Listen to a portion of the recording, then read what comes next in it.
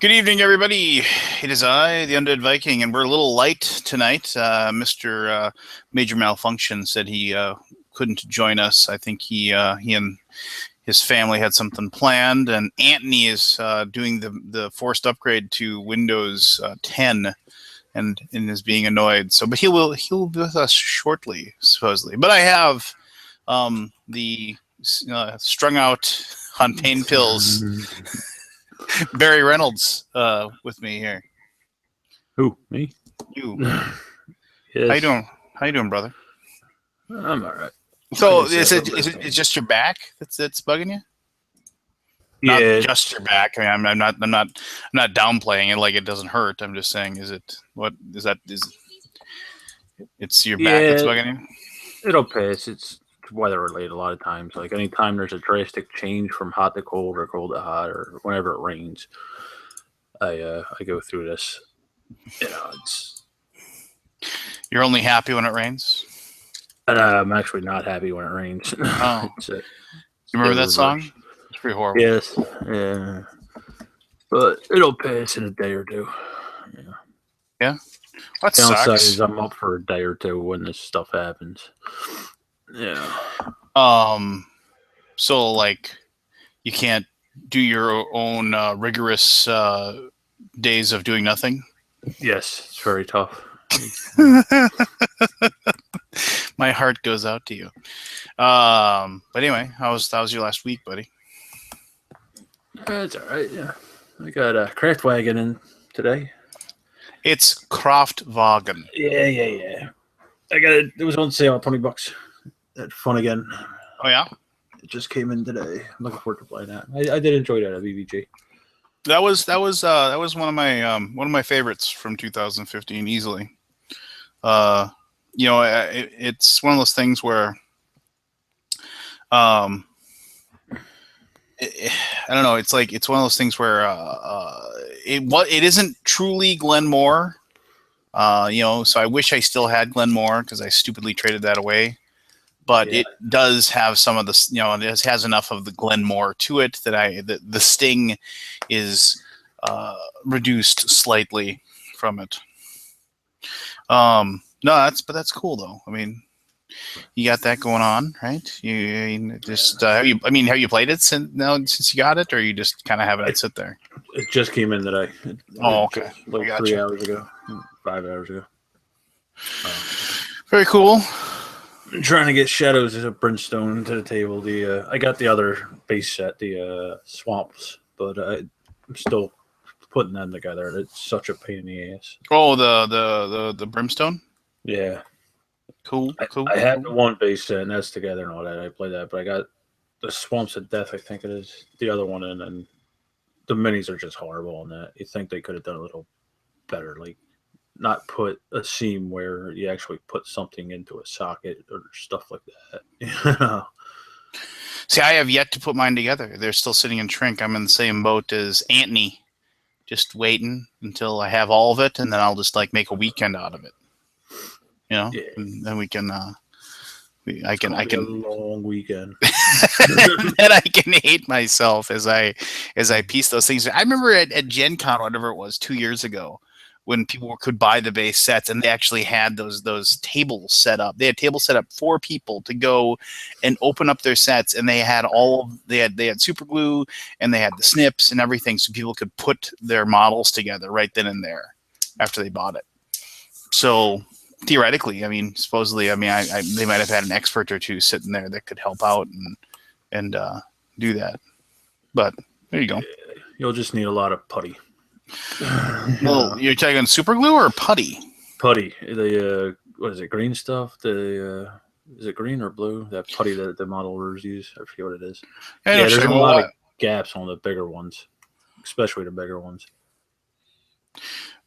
Like purposely? I mean, I just think they're just poorly designed. It's like I haven't heard that at all. I've heard lots of people saying that. Like, I mean, I'm not denying the fact that it did. I mean, I'm just saying it's one of those things where I've everybody's gushed as far as, I mean, maybe I haven't dug deep enough into it, but most of the stuff I've said, that people gush about the models and how beautiful they are. Oh no, when So- they're together they are, but like I said, the bigger ones you gotta like snap the chest and the back together and then snap the arms in, and there's always gaps around where like the arms or the chest meet. Oh, so you Things just of need to that kind of nature. so you fill it in so you can paint it. Yeah. Well, that's disappointing. I mean, what if I don't want to paint it? I mean, what if I just want to grab it and go kind of thing? I guess you're stuck with the seams. Hmm. It's yeah, like I said, I was disappointed in the quality of the minis. I was also disappointed that you had to put 300 of them together yourself. Well, I mean, there is that. I mean, and I've had lots of people complain about that. That like, oh, hey, I just bought your brand new game. I didn't realize I had to, do a bunch of work to get it to just so I could play the dang game. But I don't know. I mean, that's cool though. I mean, right? I mean, it's. Yeah. I mean, I don't know. I mean, I everything I've read the rules, online, and done the other stuff. So I mean, it's just like it seems like the game looks good or whatever. Oh, I enjoyed the game. Who let Eric in? Hi, everybody. Who let the kinesia apologist on the show? Hello, Eric. Hi. How are you? Good. How are you? I can't complain. Not really, anyway. We were just talking about a thematic game, so you wouldn't know anything about it. So it has dice, so you would never play it. And he's one of them people. yeah, he's one of them's. We were talking about Brimstone. So you're familiar? Yes? Shadows of Brimstone by Flying Frog. He's drawing a blank. He has no idea what we're talking about. None. Is he muted? What the heck? I think he might be. Yeah. Did you mute yourself, Eric? Yeah, you're not muted in my end. Well, he can figure it out. He's technologically savvy, but I haven't muted him. Not on my end. I heard him at once, but Eric, wave if you can hear me. Yeah, we can't hear you, so figure it out. We'll talk amongst ourselves while we're waiting. Did you go see Batman vs Superman? Yes, and I wish I didn't. I have yet to see it. I actually had tickets for last night. I was going to take my daughter, and then we did not finish her King Tutankhamun display that we were making for her project for grade school. So then so she and I worked on making a cardboard sarcophagus and using plaster of Paris and other things to make it work. So Can you hear me now? Yeah. Eric, I still can't hear you. Okay. I can hear you. I'm just kidding. Yeah. All right. So if those of you who are watching this now live, which aren't many, or those of you who are watching it after the fact, which would be more, that's Eric Teo from Push Your Luck Podcast, though I swore I would never play a Reiner Knizia game, he lied to me about the designer of a game and made me play something. And immediately after getting done playing it, I will add that I said, this game was horrible. Who designed this? Yeah. I do recall you kind of liked it. No, I did not like that game. And it was Gen Con like 4 years ago. Yeah. And I just happened to walk by you and Joel Eddy, and you're getting ready, and he was like, and Joel's like, hey, we're gonna play this little tiny box game that Eric's got, and I was like, oh, all right, who's Eric? And then he was like, this is Eric, and I was like, oh, all right, and then I don't even know what the game was. It was like some weird kind of like pyramid. Monkeys and Yeah, monkeys and pyramid game or something. I don't know. yeah. I first met you at Gen Con at Hooters. You brought me to Hooters. Yeah, that's right. Because that was my first year there, and Hooters had a deal where it was like half price wings if you're attending Gen Con or something. And so and it was so you get like 20 wings and a big giant mug of beer for like whatever it was, like $8. It was like the best deal in town if you're going to Gen Con. Okay. I don't know. The waitresses were being really jerks, though. I mean, which maybe they weren't getting tipped really well by the nerds or something. I don't know. But I mean, I don't know, because they were just like, oh, hey, are you? Usually, when you're at Gen Con, which Barry, I got to get you to go to Gen Con one year. I mean, you got to go, dude.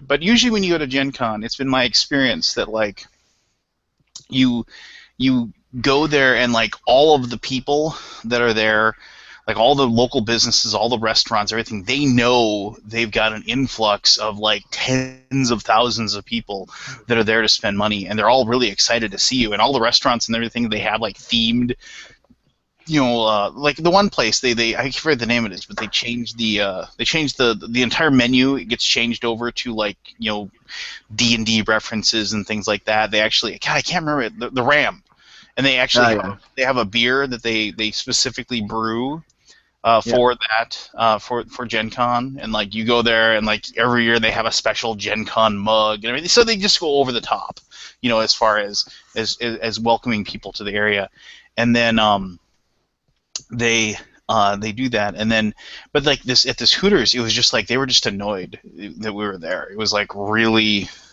I don't know, maybe they maybe I just caught them on a bad day or something like that. But I mean, the food was cheap, but there you go. It's one of those things where I really can't complain too much about, because I mean, I don't know. I used to work at Hooters actually years and years and years ago. I was a cook at Hooters. I was not. And I have some fantastic stories of working there, but so I mean, like the ambiance, if you will, really doesn't do anything for me, just because I kind of saw the seedier side of having my job there. But but I always, the wings are always good. I mean, I've always thought their wings are pretty decent. So that's just me. I don't know how I was like, how did I get started talking about Hooters? And I was like, oh yeah, because Eric talked about how I met you there. That's right. I think you had like some like chicken sandwich or something. I don't know what it was like. I felt sorry for you because you didn't order wings. Yeah. I was on a budget going there. I need to save the money for all the board games I have to buy. Well, that's true. What's your budget usually when you go to a Gen Con? I think it's like maybe 200 to 300. I think. Yeah. As in for the board games itself. For food wise, I don't really eat that much at Gen Con. Like 5 or 6 years ago, $200-300 would get you like it could possibly get you 10 to 12 games. Now games are all like $60-70 each, so it's like yeah, luggage space as well. Well, yeah, because where do you live there, Eric? Let the people know. I'm staying in New York right now, but previously when I first met you at Gen Con, I was in Singapore, so I had to fly there and bring luggage and stuff for that. Yeah. How long of a flight was that from Singapore to Indiana? 7 hours. To Hawaii. 11 hours. 27 hours.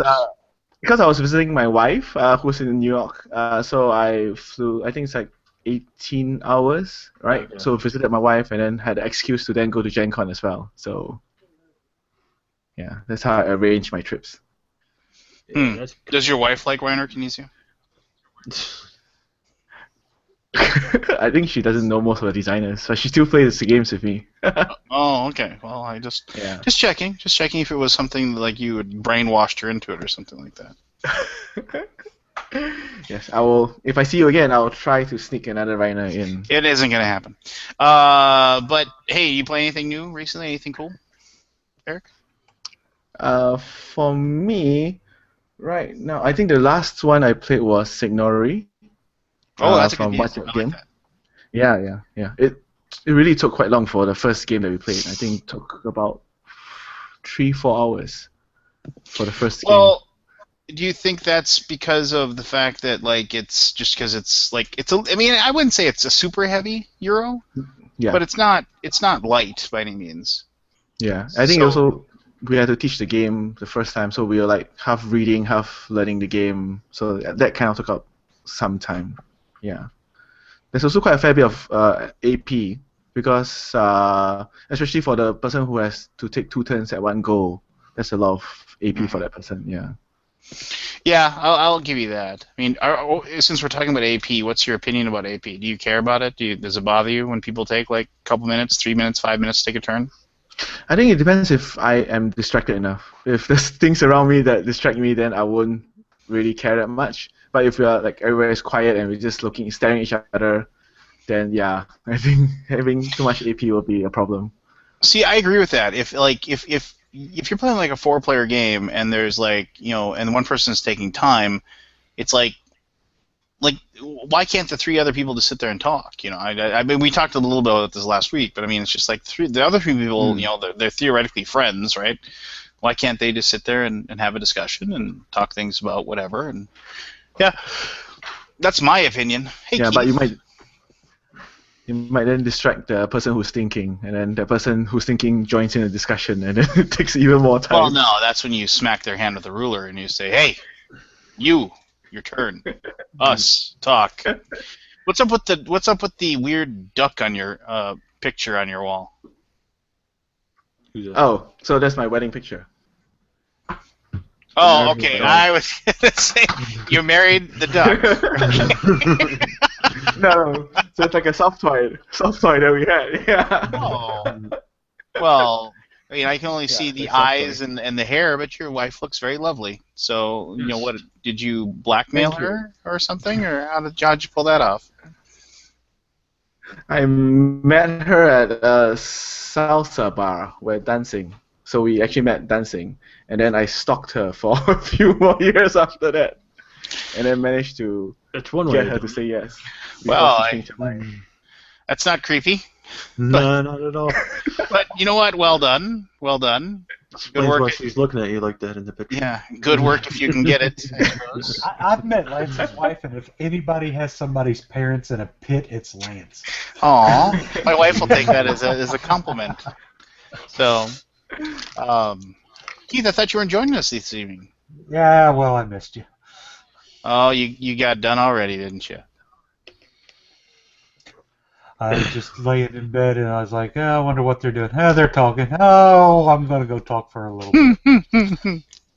Even though I have nothing important to say. Did you close on the new house yet? We made an offer. They made a counter. We made another counter. But their counter was pretty close to what I'm willing to pay. I'm just going to see if I can get a little bit extra out of them. So yeah, I'm going to be broke, I have a feeling. Years ago, when my wife and I were house shopping, I mean, this is one of those stories where I tell people whenever people tell me they're looking for a house, especially their first house, I tell them the story because this is a story of trepidation. So, my wife and I, we had our daughter, and we scrimped and saved, and we had some money saved up for a down payment and whatever, and so we wanted to get out of the apartment, obviously, get a house, start raising our family, and so we looked around, and I mean, we just looked and we looked and we looked for houses, and nothing we found. It was just like there was always one thing that would just kind of screw things up. There was just always like something that we didn't like about it. And like when we finally found a house we liked, we actually had a situation where the real estate agent that was showing the house actually used us to get another group of people to, because he was saying to us, it's like, because I kind of tangentially knew him through my dad's wife, and so he was like, you got to come and check out this house, and he was telling us that like the people that had it would accept X for an offer, and so they said you should put an offer for that, and they'd probably take it, and then he used us putting that offer in, and he told another buyer, well, they've already got an offer for X, so you better offer this, or else they're not going to take it, and so then we ended up not getting the house, and I was like, you little B word, Yeah. and so it was just like one of those things. So we had all these things that kind of like went bad. So we found this house I'll say it's in North Fargo. That won't mean anything to you. But we found this house, and it had about 65 to 70% of the things we wanted, and it had like one really nice thing where in their garage they had this big like outdoor. It was an outdoor garage, like not attached garage, but it was like maybe. It was like an 8-foot walk, from the back door to the garage. So it wasn't like it was like a long ways away. But the top of the garage they'd actually finished, and it was like this, like it was like just one giant room with it had electricity, heat, everything, and it had a bathroom. And I was just like, and my wife even said you could put like your game room there, it'd be perfect. And that was like the one thing about it that was kind of nice. But the rest of the house was average to below average, and so we finally, because we were just exasperated, because we'd looked at dozens of houses. We put in an offer for the house. We said we'll pay X, and I couldn't tell you the numbers if you asked me. I can't remember. And so then they countered with, excuse me, for whatever. And we were thinking about what we should do as far as a counter. And I remember we were just both sitting up one night. We were talking about it. And I said, you know what? Neither of us even want to live in this house. It's like it's in the wrong part of town. It doesn't have exactly what we want. You know, we don't want to raise our daughter. It had like almost no lawn. You know, so like there would be no room for our dogs. Nothing. I said to heck with that house. Screw it. We're just not going to buy it. And you know what? We'll just look in a different venue. And we ended up building. But as we were talking to a contractor to have our house built, the real estate agent of the people that had that house that made the counter contacted us and said, we'll take your offer now. And I was like, what are you talking about? And like they actually had found like their dream house, and they were actually playing hardball with us and like trying to like get some more money out of us. But when we did make a counter offer for 5 days, they like had a timeline. They had an offer with like the agreement to sell kind of thing. So it was like they had reached this like 36-hour window where they had to sell their house, or else they were going to have to withdraw their bid for this dream house they wanted. And we were like, no, we don't want the house. And then they came back and even offered the house even less than, you know, and we're like, no. It's like, thank you, no thank you. It was like, you should have taken when you had the offer, you know.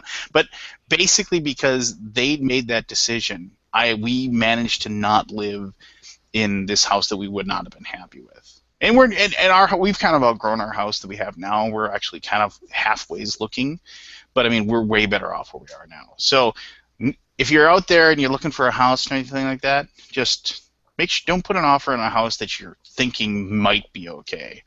Make sure you actually like the home before you do it. That's what the one I'm looking at looks like. Look at this.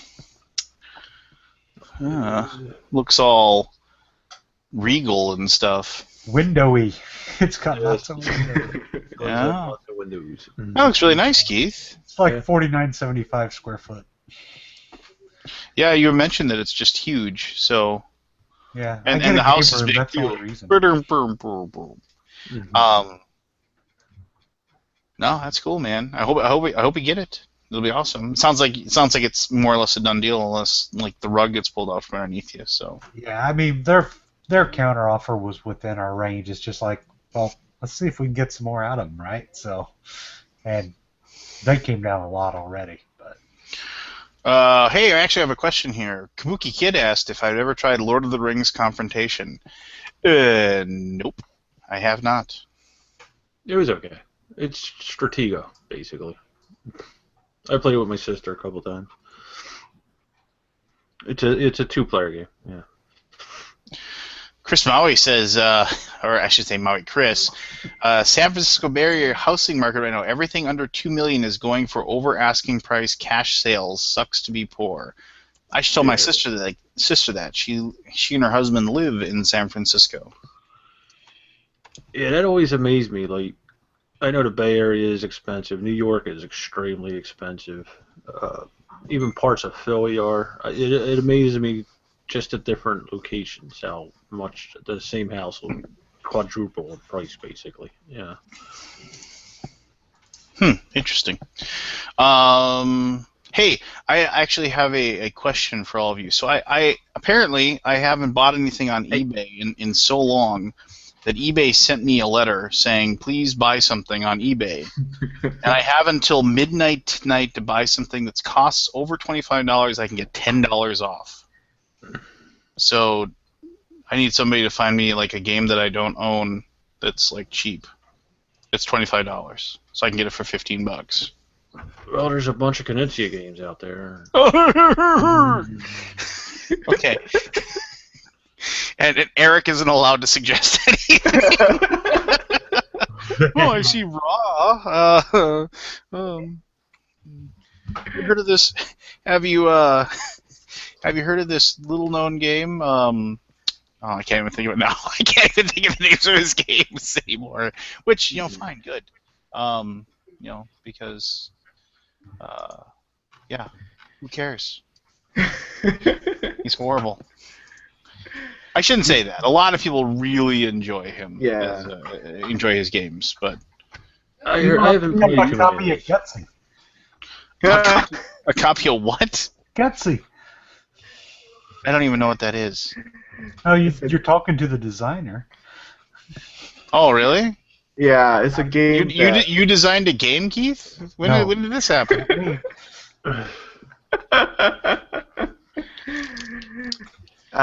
Yeah, it's a game that I did with the American Museum of Natural History. So my If you say so. I played it with Joel at PGG-Con. Oh yeah. So.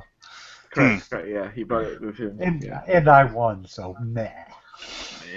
But I tried to get games, right? I'm just gonna say to everybody here. Paul's in. Hi, Paul. I was just gonna say to like the Cardboard Congregation and Kabuki Kid. I don't. You can love Kinesia all day long, but I've never enjoyed a single game of his that I've played. So there you go. But what do I know? I'm just a guy with an opinion. That's all I am. Anything else? I mean, anything interesting going on? I mean, like, is everybody getting ready to buy all their board games tomorrow before April 1st, before the online increase happens? I'm actually waiting for Rebellion. That should be there this week. It supposedly releases tomorrow. Should I say this? My local game store, supposedly they actually have copies. They got them a little bit early, and so I thought I'd be able to go get one today. And I got there, and they wouldn't give it to me because they can't, because the release date's tomorrow. Yeah. So I'm curious to see afterwards what the price difference is on cool stuff. Maui, Chris, is that the first expansion or the second expansion? Sick Ladies at Titans. It's the second. I do need that, but I so rarely play Sick Ladies. Yeah, I don't play that. It doesn't work well with 2 players. No, it doesn't. That is a really good game, though. Yeah. That is like one of the best 3-player games out there. I enjoyed that a great deal. And the first expansion, Hades. I just answered my own question. It's Hades. Is actually really good too. That's good. That's a good suggestion. Thank you, Chris. Did you get the Kemet expansion? I picked that up. I haven't played it yet though. What's the Kemet expansion? Tau City. Is that it? Yeah, it's in the other room. No. Do I have that really rare expansion they came out with that, like, I found it like online cheap, that was like, it allows you to play Kemet with the Sick Ladies stuff and allows you to play the Sick Ladies with the Kemet stuff. Yeah, I have it. The crossover. The crossover thing, yeah. It's like tough to find now. Is it? Supposedly. Yeah, I don't know. Interesting. Yeah, I don't God, I had something I was gonna say, and then I got tracked. I got sidetracked. Talk amongst yourselves. I'm thinking. Okay, you think. So how do you find the game, Keith? What's that? How do you find the game, Gutsy? I just wanted to know your thoughts about it. I dug the theme quite a bit, and I liked a lot of the stuff on the cards. I enjoyed the game in its core, but it lasted longer than I wanted it to last. Okay, yeah. So there were the cards that kind of went back and screwed with everything after a certain point, and I kind of like, maybe if they didn't just keep going back into the deck so it kept happening. Yeah. So they're a one-time shot, then they're out of the game, so that it couldn't make the game last forever. Oh, that's a good point. Yeah. That was my only big downside to it, but I thought it was a cool educational game, and I liked some of the cards because they amused me quite a bit, and I didn't dislike it. So. Thank you. Yeah, that's a good point. That we should have maybe had a one-time thing, like those events that occur will be a one-time thing, so they wouldn't lead to a munchkin problem. Yeah. That's kind of what happened. Is we got into a thing where it kind of you get close, and then that same card would come back and mess with it again. And so it just drug it a little too long. But we were stuck in a line waiting to get our badges, so it really didn't matter. So, but what was that like, being in a line to get your badges at BGGCon? Oh, you'll find out. Very well.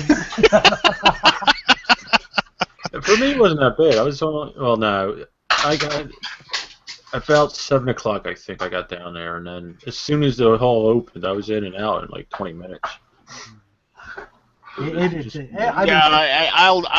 I'll seriously. I mean, I'll get there a day early this year, and then I'll just get in line at 3 o'clock in the morning or whatever. You don't have to go that early. Well, I was there. You know what? Mark my words, Barry. If you want to be like in that first like 10 to 15 people, you will need to be.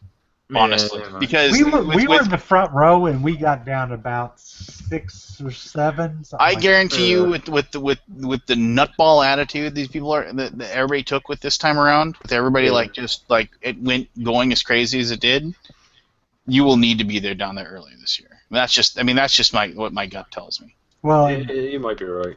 I was in like the second line, but there's a lot of people. About 50 people. Yet, so. Yeah. I'm debating on whether I'm going or not. Like I said, I couldn't get a hotel room, so I'm debating on it. Yeah, I know. I got a cot in Keith's room reserved. So I may ditch my hotel for Gen Con though. I may just commute with the added expenses I've got coming. Oh, I suppose, yeah. Hey, we gotta switch the hotel over. We gotta switch my hotel to you before June or whatever. We have to do it. Well, I mean, let's just get that done sooner before later, though.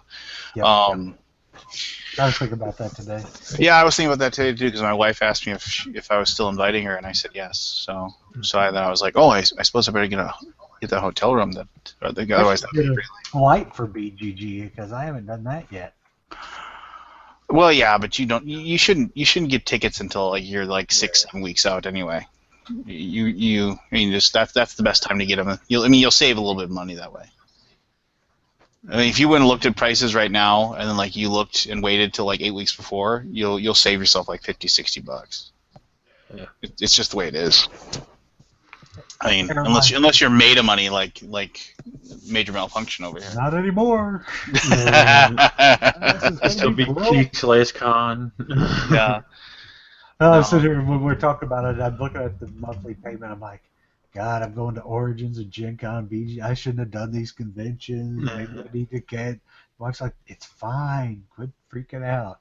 I'm looking forward to Origins. I can't wait for Origins because I'm going to eat so much food. Well, I can't wait for it because one, I've never gone, and two, it's I haven't really. I mean, I had my little the convention in Minneapolis that I go to, but I mean that's kind of a small little convention. I mean, I haven't been to a big convention atmosphere, and I realize Origins isn't huge, but I mean it's still, large enough that I want to go. I want to be there and experience it. It's got a similar feel to BGG Con, but it's a much bigger scale. Hey, did you ever hear back from the badge, the press badge? No, I haven't either. Yeah, I don't know how that works. This is the first time I applied for a press badge. I don't know how that works. But yeah, I mean it's weird. I heard they're kind of loose on that stuff. I don't even think the schedules and all that are up yet. I've never seen anybody with a press badge at Origins. Interesting. So I mean, other than that, so nobody's played anything new. I played Houdini's Poutini. Nice. No, and you think okay, you're gonna laugh, but I mean it's a really really good family game. It's kind of the theme of it is that, and I was doing my review, I was making my video, and I had to help my daughter a little bit, so I might have to do that after I get done tonight. But basically it's a kind of a simple little card game. You just have a giant deck of cards, and you have it set up, and so each person you have a hand obviously, and you draw cards, and so basically the theme of it is that you are all magicians that were invited to Houdini's house for dinner, but he's like a horrible cook, And so you brought your entourage with you, like your assistants and your people that help you and everything with your stage, and so you have to collect the right cards. You eventually you have like an escape card that is like like the magic levitation trick or something like that, and so then you put that down there, and then you have to collect the pieces to the cards basically that allow you to complete the trick. And then other people can take the cards away from you and mess with you, and so it's kind of race. And it's you and 4 other people that are in your traveling group, and you need to somehow spirit them away without Houdini noticing, and then Houdini is actually a card that moves around, and like you get to, and if he's over by you talking to you, you can't do your trick because like he knows all the tricks, he knows what you're doing, because you don't want to, because if he knows that you want to escape, like he'll badmouth you or whatever, or he won't be your friend anymore or whatever. So it's just my daughter and I and my wife, we played it. It's actually pretty fun. It's here. I'll hold up the box for Houdini's Poutini. It has an awesome name too. So Yeah. Houdini's Poutini. It's in. I think it met its funding actually a day or two ago in Kickstarter. It's quick enough and light enough that like you can play it with your buddies. It's like that little filler before as you're waiting for that last guy to show up, so you can, play your epically long Euro or whatever. I haven't played anything. I did get some stuff from Kickstarter, but that's about Ooh, it. what'd you get? Tell me more. Kodama, the Tree Spirit, Mm. and I got Eminent Domain Battle Cruisers. Oh yes, battle cruisers. Hey, I actually I don't know if I should say this or not. Well, who cares? My friends over at Taste of Digital Games, they asked me if I would write the battle cruisers write-up for a Game Trade magazine. So I will actually be published in a Game Trade magazine here fairly soon. Ooh. Yeah, that's what I said. So. Awesome. Yeah, that's kind of cool. I mean, I don't know. The last we'll hear TMG. No, it's just like That's cool. I'm fucking with it. Daniel Hadlock, their like right-hand man to Michael. He reached out. He said, "You can write, can't you?" And I was like, "Well, I pretend I can," and went to school for it. So I can talk, so it's the same thing. yeah, right? it's kind of the same thing. I'm just putting the words down. Hey, and this It'll be the doesn't longest matter. article ever in the history of that magazine. No, it actually was tough. I had to. There was a 10x just to fit your damn article. there was a cap to the. See, appendix Z, subsection Q for the rest of Lance's article. There was a cap to like the level of how much I could write, and so I did butt up against that a lot. In 87,000 words or less. I like battle cruisers though. I like that game. I've never played Eminent Domain. Well, battle cruisers. It's a completely different game. Yeah, so. Eminent Domain is not like a true deck builder, so to speak, but it is in the deck building family, I would say. Hey, it's Anthony. I actually wish they'd just done a different theme than the Eminent Domain theme for the game because.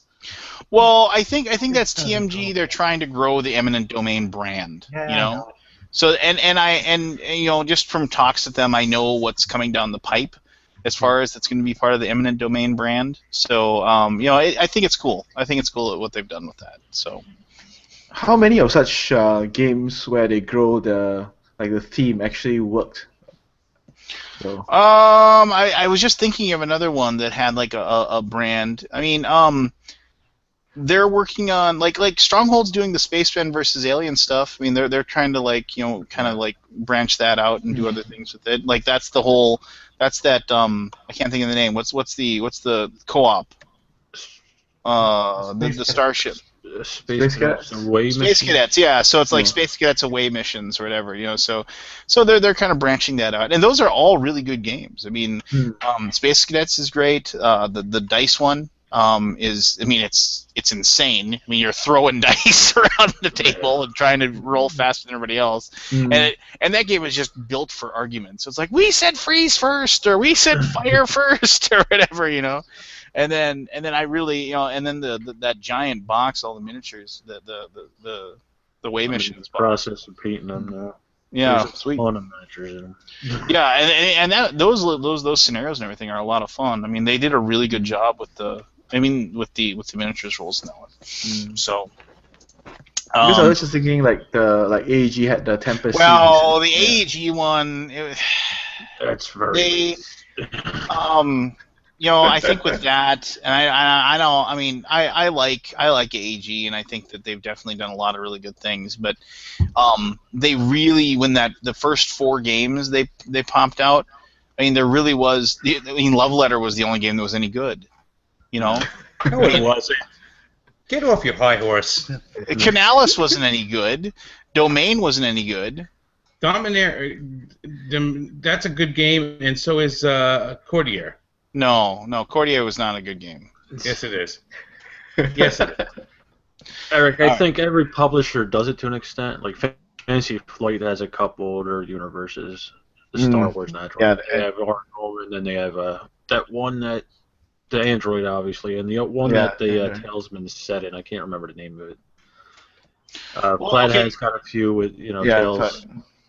Well, I'll say this, Andy. I'm sorry, but fine. First of all, high horse and blow it out your ass. But secondly, let's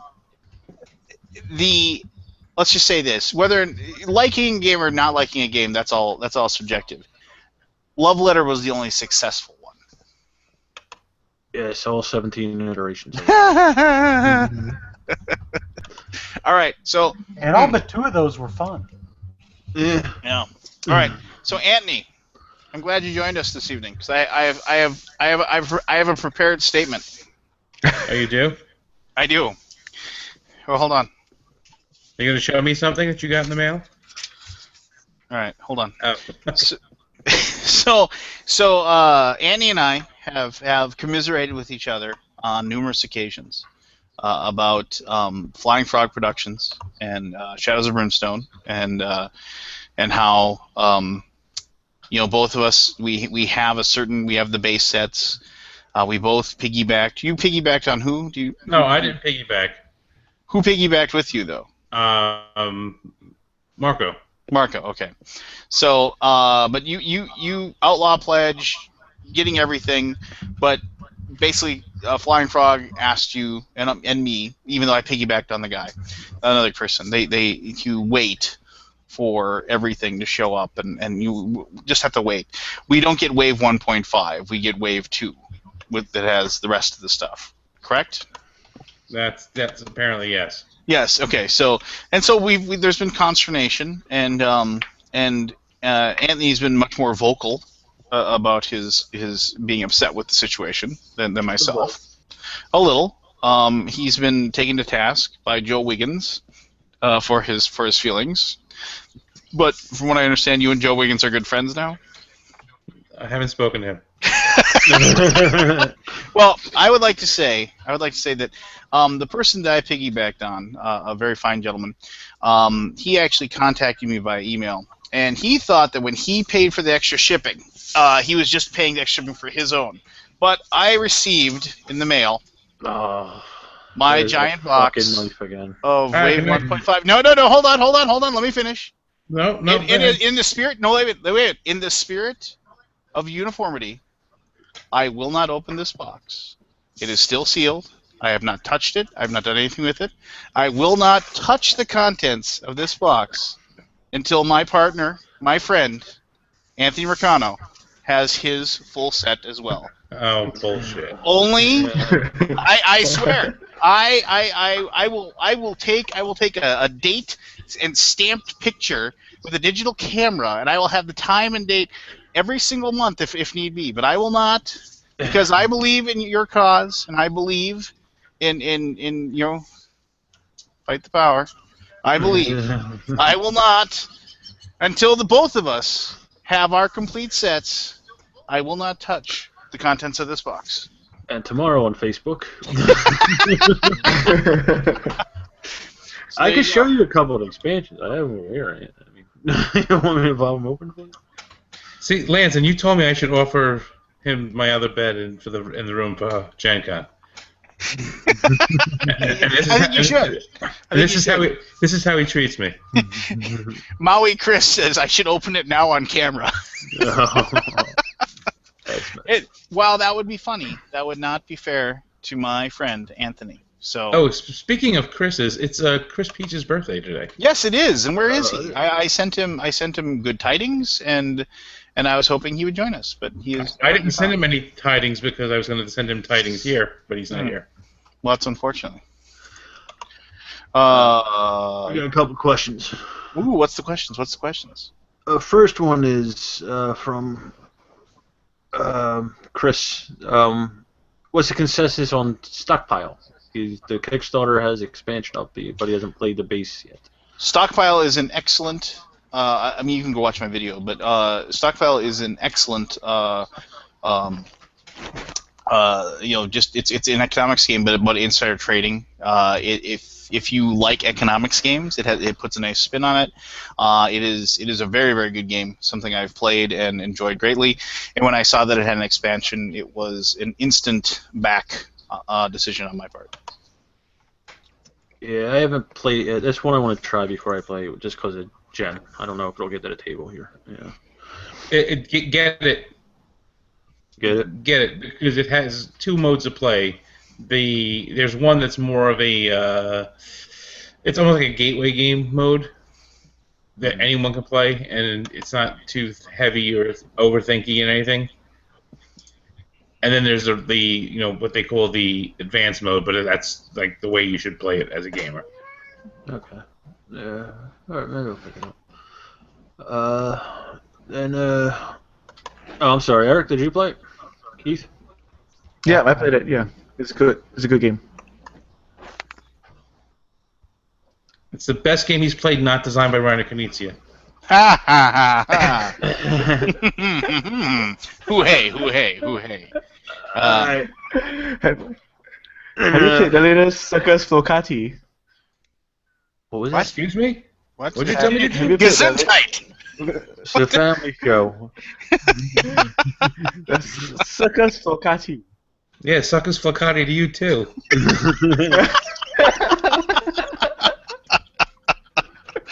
Oh, Anthony. Anthony. Hey Anthony, do you have I told these guys at the beginning I received, because I haven't bought anything on eBay for a long time. I have a coupon for $10 off a $25 purchase. Good until midnight tonight. I'm running out of time. Do you have a suggestion? You should buy Gutsy if it's available. No, it's not available on eBay. I can sell you my copy on eBay. I'll put mine on eBay for $25 right now, and you can buy it. Yeah. Well, at least Anthony and I recommended the same game. I don't know what to tell you to get. Well, I know. I'm looking for ideas. Well, because apparently I don't like anything that's any good, because everything I say that's a good game, you say that's not a good game. So that's not true. You and I correspond like on a good 75% of all games. It's weird. Like, as far as like our thoughts on them. So. All right, I'm trying to think what I have that you don't have that would be good to get. eBay something I gave you, Anthony, then he can get that. eBay something you gave me? Let's see. Lost Legends. Would you like a copy of Lost Legends?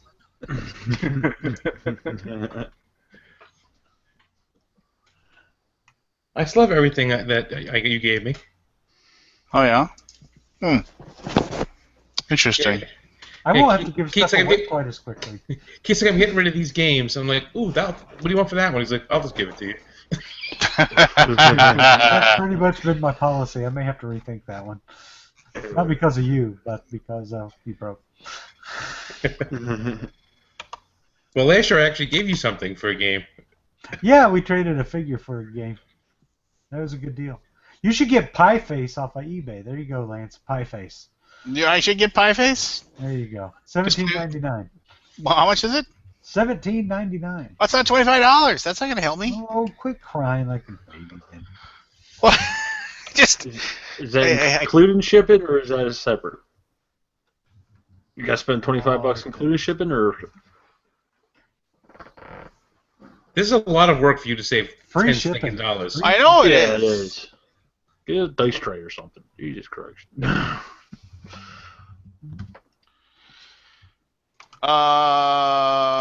So what's have you guys followed this giant thread about some guy who had a huge problem with Fun Again games on BGG? Somebody pointed out to me like the other day.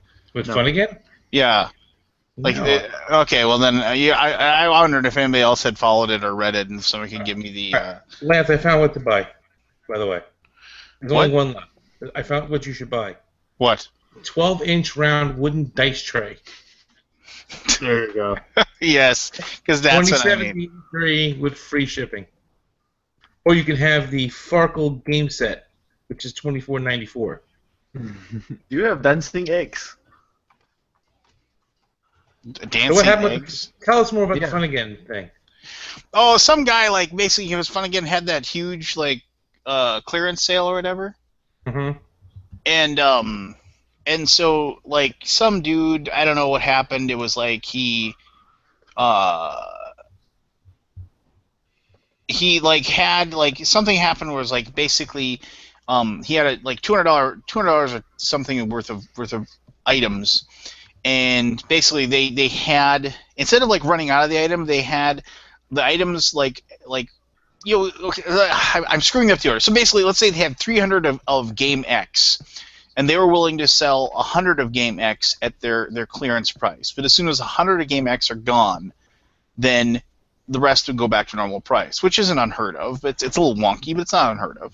Yeah. So, guy submits said order. Customer service comes back and says, we've changed the price on one of the things. Other people got their order in first. This price is now we're not honoring that price. Well, so okay, so he's got a little problem with it, whatever, and so basically, argued back and forth with their customer service, and then I apparently sent an email like full of vitriol and anger, like and lots of 4-letter words, and the guy who runs Fun Again, who I actually gamed with at BGG Con and is a really really nice guy, basically just said, cancel his entire order, and we're never taking another order from him ever again. And so, and then he took it to BGG, and then it's like, it was like. And that man's name was Joe Wiggins. No, I mean so he's like, and it's like basically he says. Something that was like, I don't know, it was like, it's like basically somebody called him out for insulting. He's like, I didn't insult anyone. Please get your facts straight before speaking on behalf of others. There wasn't a matter of items selling up for a chance to purchase them because of their horrible cart and poor inventory management skills, the oversold sale items, not honoring the prices, the opposite of good customer service. And then the owner of Fun Again basically chimed in and said, you insulted everybody who works here when you decided to swear at us via email. More than once. I'm the guy who makes the call on these sorts of things. When somebody starts swearing, the discussion is over. I get what happened. I understand what made you a bit upset. So we also offered to ship you everything that was available on your order for free. Since without the things that were out of stock, you were under the free shipping threshold. But you didn't want to do that, and then you started cussing us out. I told the CSR to cancel the order and be finished with you. Adios. I got to give him props. Yeah. And like I said, he's like a really really nice dude. Oh, I found this here. Hold on a minute. Lance, I found you something to buy on eBay. God, is this gonna be like, you better not need batteries? No, it's screen shared. Right It's there. what? I screen shared it. Is this? Oh, you know what this is? It's an Undead Viking T-shirt. Wait. No, thank you. Lance, What? do you know who this is? Joe Wiggins? Joe No. Wiggins? No. You talking about the video that says this is one of the worst retailers I've ever dealt with in my 10+ years? It's like got 142 replies. Avoid Fun Again, shop elsewhere. Is the Okay. You know who that is? The Lunar Sound Design? Yes. Is that Shreveport, LA? That's Tom Covert. That is Tom Covert. Thank you for reminding me, and he's the guy that got banned from the Facebook He got thrown off the Board Game Geek Facebook page because he was just a jackhole. Now he's been banned from Fun Again Games. So, hey, we got our buddy. I actually have a special guest on. Sorry, we've been talking over each other. Just is that Joe buddy? Wiggins? No, that is not Joe Wiggins. No, I would really love Joe Wiggins. Joe Wiggins, if you ever watch another one of these, I mean, in all seriousness, we make fun and we joke, but I think it would be really cool if Joe Wiggins actually came on. I've invited him on the show before. He doesn't come. I have a question. Well, I think he's worried that we're gonna take it upon ourselves to like beat him about shame him or make fun of him or take him to task, and I don't think that's the case. I think it would be very good to kind of just to get his viewpoint and just to talk games with him. I think it would be really cool. I don't know who it is. He's the guy that called Anthony out on on the YouTube channel, like basically called him. What did he call you again? He called me a stinky loser for getting mad at the whole flying frog Shadows of Brimstone thing. Well. That isn't the same guy as one of the viewers here, is it? He was one of the viewers. If he said that because of the flying frog thing, I might take offense, but otherwise what he says is accurate. Yeah, because you do kind of stink. Exactly. Yeah, and you don't win many games. Lost games to me, so, Yeah. Anyway, this is Sean, everybody. Hi, everybody. Hi. Sean is the designer of a game that I did a review of about a week and a half ago.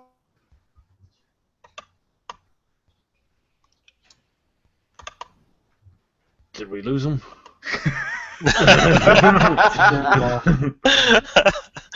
Sean, he's real excited about your game. He can't even speak. He's frozen in time. Why don't you tell us what you've been back? Blink twice so he could hear us, Lance. I think he's gone. So, Sean, what's your game? My game is Dirty Cops, a game for scoundrels. Okay, give us, the 30-second pitch. 30-second pitch is you have a group of players that are dirty cops. They're all working together against a bunch of criminals, but they're dirty cops, so they're not really working together. There's a lot of backstabby stuff that goes on, and the person at the end of the game with the most money ends up winning. Okay. So, social deduction, I'm assuming? Actually, no social deduction. Everybody is varying levels of dirtiness. It just depends on how they want to play.